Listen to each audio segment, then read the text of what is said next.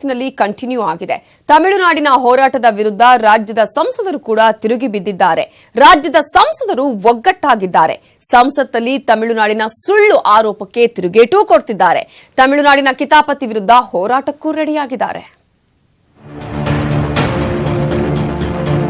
Mekedatu dam ಯೋಜನಾ ವರದಿ ಸಿದ್ಧಪಡಿಸಲು ಕೇಂದ್ರ ಸರ್ಕಾರ ರಾಜ್ಯಕ್ಕೆ ಅನುಮತಿ ಕೊಟ್ಟಿದ್ದಾಯಿತು.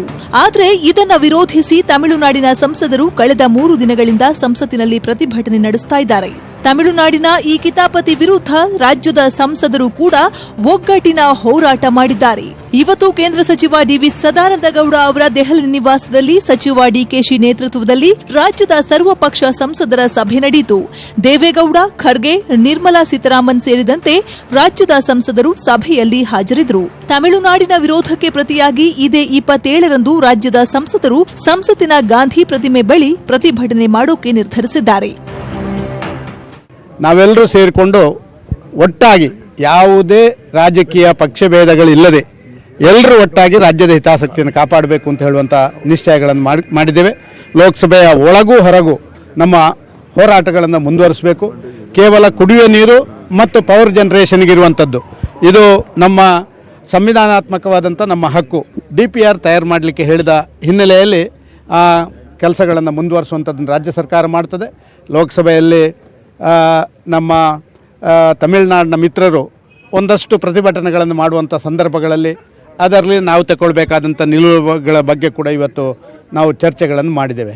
ಎಲ್ಲ ಸಂಸತ್ ಸದಸ್ಯರು ಭಾಳ ಜರೂರಾಗಿ ಬಂದು ಕರ್ನಾಟಕ ರಾಜ್ಯದ ಐಕ್ಯತೆಯನ್ನು ಪ್ರದರ್ಶನ ಮಾಡಿದ್ದಾರೆ.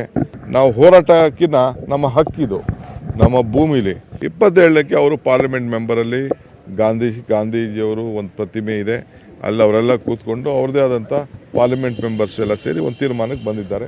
ಇನ್ನು ಇವತ್ತಿನ ಸಂಸತ್ ಕಲಾಪದಲ್ಲೂ ತಮಿಳುನಾಡು ಸಂಸದರು ಮೇಕೆದಾಟು ವಿಚಾರದಲ್ಲಿ ಖ್ಯಾತೆ ತೆಗೆದರು. ಅನುಮತಿ ವಾಪಸ್ ಪಡಿಬೇಕೆಂದು ತಮಿಳುನಾಡು ಸಂಸದರು ಪಟ್ಟು ಹಿಡಿದ್ರು. Granted by the Central Water Commission to Kaveri Neeravari Nigam Limited, Karnataka, to prepare a DPR for Meghalaya project on River Kaveri in a clear violation of the award given by the Kaveri Water Dispute Tribunal. It is being constructed not just for drinking water but also to increase the extent of irrigation. ತಮಿಳುನಾಡಿನ ಖ್ಯಾತೆ ನೋಡಿ ನಮ್ಮವರು ಸುಮ್ಮನಿರ್ತಾರ? ಸಂಸದ ಪ್ರಹ್ಲಾದ್ ಜೋಶಿ ಸೇರಿ ಹಲವರು ಖಾರವಾಗಿ ತಿರುಗೇಟು ನೀಡಿದ್ದಾರೆ. We are not utilizing that water for the irrigation, madam, and the entire water which will be stored in Mekedatu, it will further flow to the Tamil Nadu.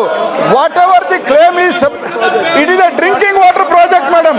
Not even single drop of water we are using for the irrigation purpose, madam. And whatever the tribunal has awarded. ಕೋರ್ಟ್ನಲ್ಲೂ Tamil Nadu ವಾದಕ್ಕೆ ಹಿನ್ನಡೆಯಾಗಿರೋದ್ರಿಂದ ಈಗ ಕೇಂದ್ರ ಸರ್ಕಾರದ ಮೇಲೆ ಒತ್ತಡ ಹಾಕೋ ಕೆಲಸ ಮಾಡ್ತಿದೆ.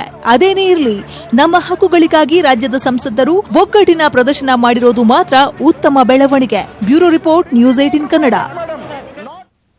ಇದು ಇವತ್ತಿನ ಅಗ್ರ ರಾಷ್ಟ್ರೀಯ ವಾರ್ತೆ. ಈಗ ಪಾಯ್ಸನ್ ಪ್ರಸಾದ ವಿಶೇಷ ಕಾರ್ಯಕ್ರಮ ಪ್ರಸಾರವಾಗುತ್ತೆ, ತಪ್ಪದೆ ನೋಡಿ. ನೋಡ್ತಾ ಇರಿ ನ್ಯೂಸ್ 18 ಕನ್ನಡ. ಜಾಲ ನಮ್ಮದು, ಬಲ ನಿಮ್ಮದು.